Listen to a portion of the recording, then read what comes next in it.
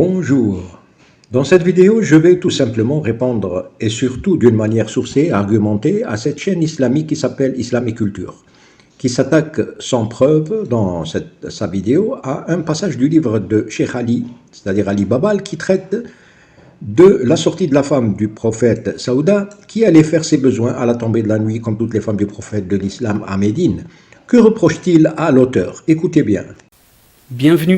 Bienvenue à vous tous et à vous toutes dans cette nouvelle vidéo Islam et Culture dans laquelle on va réfuter une personne, un individu qui n'hésite pas à utiliser, à avoir comme méthodologie la malhonnêteté, la calomnie pour s'en prendre à l'islam. Vous allez voir, il n'hésite pas, hein. Vraiment il n'hésite pas à utiliser les mensonges les plus crasses, les caricatures les plus crasses, les déductions les plus crasses qui sont aux antipodes des sources musulmanes. Mais qu'est-ce qui est aux antipodes des sources musulmanes? De quoi parle-t-il? En fait, il parle de la raison de la révélation du verset du voile. Le verset du voile n'était autre que le harcèlement verbal que faisait Omar sur Mohammed et ses femmes pour qu'elles se voilent et qu'elles se fassent distinguer des esclaves pour ne pas être violées la nuit pendant qu'elles sortaient faire leurs besoins. Le fameux Omar ibn Khattab, voyant que son ami le prophète Mohammed n'a pas voulu pondre un verset qui obligerait le port du voile, a voulu que les épouses du prophète, en sortant faire leurs besoins, sentent un désagrément de sortir non voilées et qu'elles pouvaient être reconnues même la nuit, et de ce fait qu'elles aillent se plaindre à leur mari Mohammed. Alors il s'en est pris à la plus grande et la plus âgée d'entre elles, qui s'appelle Saouda. Voilà. Donc l'individu a évoqué, je vais essayer de faire très rapide, un hadith du prophète sallallahu alayhi wa sallam, du moins rapporté par Aïcha, dans lequel l'une des épouses du prophète sallallahu alayhi wa sallam, Saouda radiallahu ta'ala anha, qu'Allah azza wa jalla l'agrée, eh bien part la nuit faire ses besoins dehors, c'est-à-dire qu'elle s'isole très loin dans un endroit du désert pour faire ses besoins.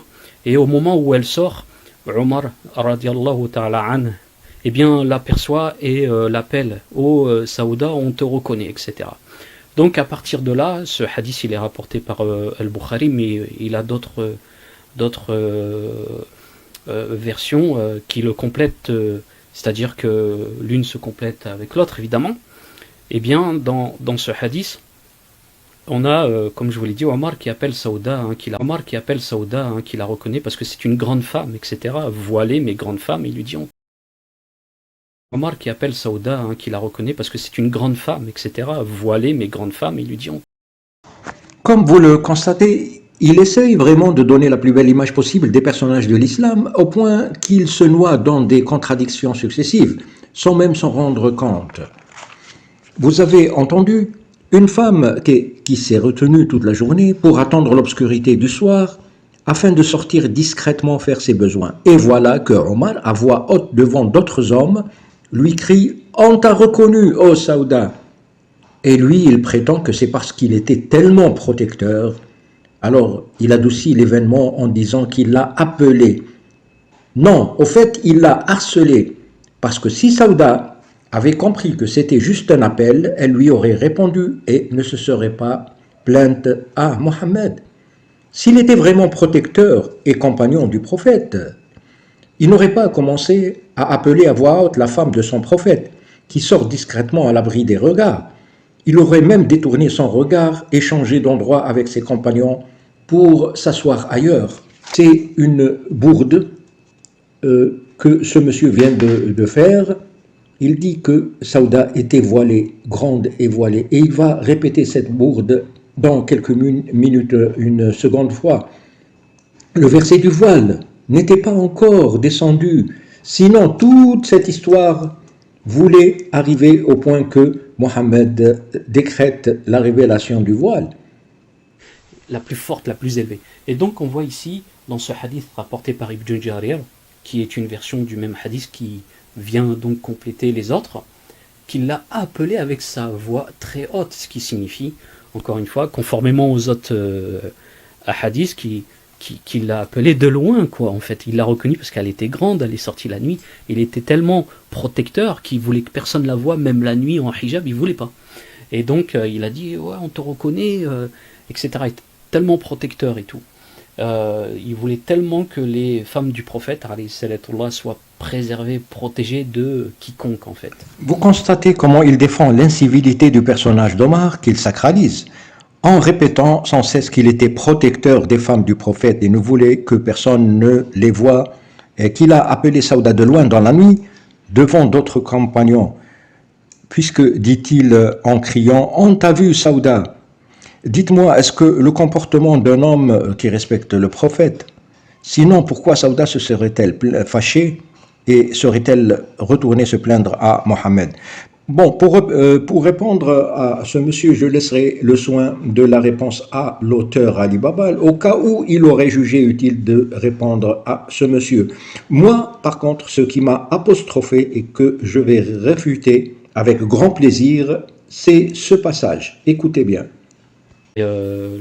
Ceux de son acabit qui relaient le même mensonge, eh bien prétendent que Omar la suivait, l'harcelait et qu'il la regardait en train de faire ses besoins, wal'iyadu billahi ta'ala. Et ils utilisent les termes les plus crassants, comme par exemple il la regardait en train de faire, voilà, je ne vais pas vous les dire ici les termes, mais dans tous les cas il faut savoir que cette sphère islamophobe, radicalisée dans l'islamophobie, eh bien, transforme le vocabulaire islamique sage, posé, serein, propre, poli, le traduit, le transforme avec des termes qui sont excessivement vulgaires. Hein. Je me rappelle d'un individu dont j'ai oublié le nom, qui est tout le temps avec un chien, qui disait, par exemple, pour traduire mariage, qui utilisait le verbe B-A-I, etc., etc. Bon, bref, vous voyez que vous avez affaire à des individus qui sont vraiment dans la malhonnêteté la plus crasse, hein, voilà. Hein.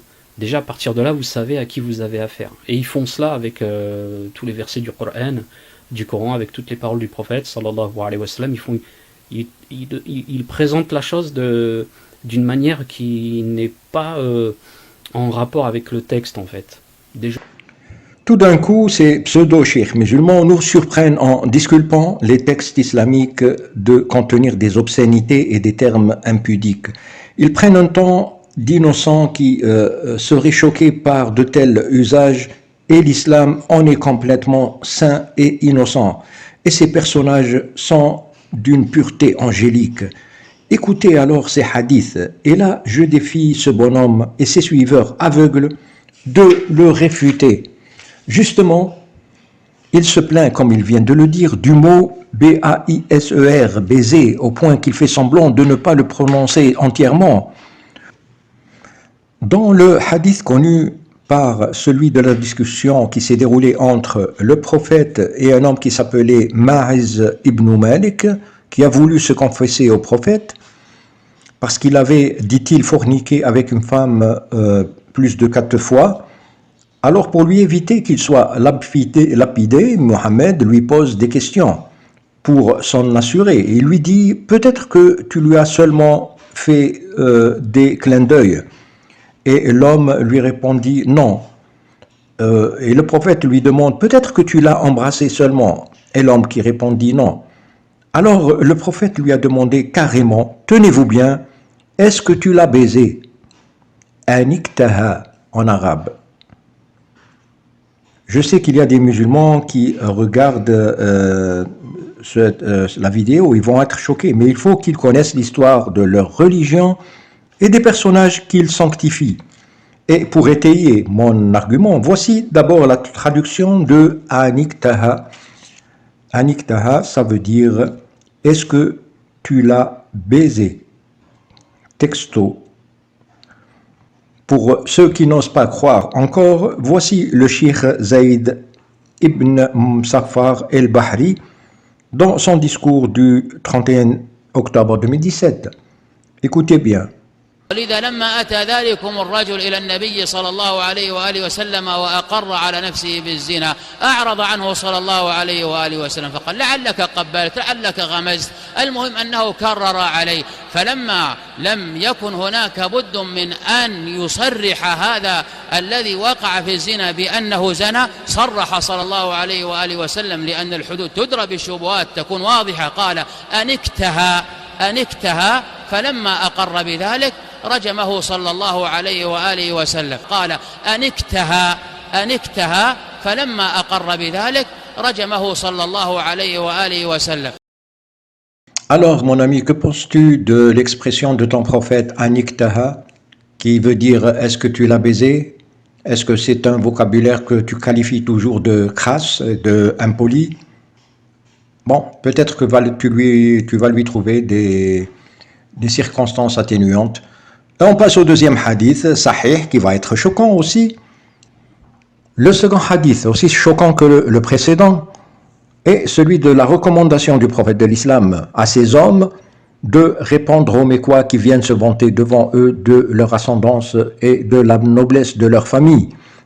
Il leur recommande de leur dire « Va mordre le pénis de ton père ». Et voici la preuve, d'après le cheikh Uthaymin lui-même, de ce sage vocabulaire poli des textes de l'islam. قال النبي صلى الله عليه وسلم من تعزى بعزاء الجاهلية فأعظوه بهني أبيه ولا تكن. ما معنى هذا الحديث وهل هو صحيح؟ نعم. علما أن الألباني قال رواه الترمذي وأحمد. نعم. هو صحيح. ومعنى تعزى بعزاء الجاهلية يعني افتخر بالحسب والنسب، لأن التعزية بمعنى التقوية. وقول أعضوه بهني أبيه ولا تكمل يعني ذكر أبيه، يعني قولوا له عض ذكر أبيك. Le troisième hadith, aussi choquant que les deux précédents, c'est « Va sucer le clitoris de la déesse Allat ». Écoutez le cheikh, ce qu'il va dire.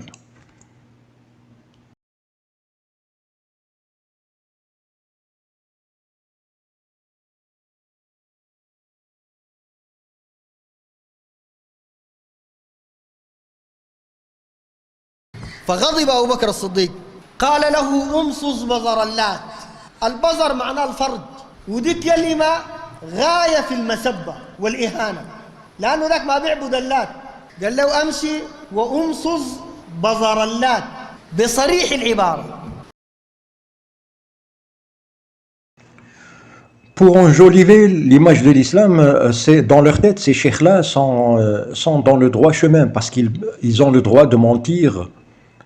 Donc c'est halal pour eux, pour défendre l'islam, pour donner une bonne image, bien qu'ils savent qu'ils sont en train de propager de fausses informations. Mais c'est vraiment dommage parce que c'est malhonnête, parce qu'ils s'adressent à des gens qui sont des francophones, qui n'ont pas accès à ces textes-là en arabe, et que dont la traduction est rarement faite, parce qu'ils ne peuvent pas en être fiers, vraiment. Voilà, j'ai choisi donc juste les trois hadiths pour répondre à ce monsieur. Il y en a davantage dans les hadiths comme il y a dans le Coran des termes qui sont impolis et indécents comme il dit. Donc à très bientôt.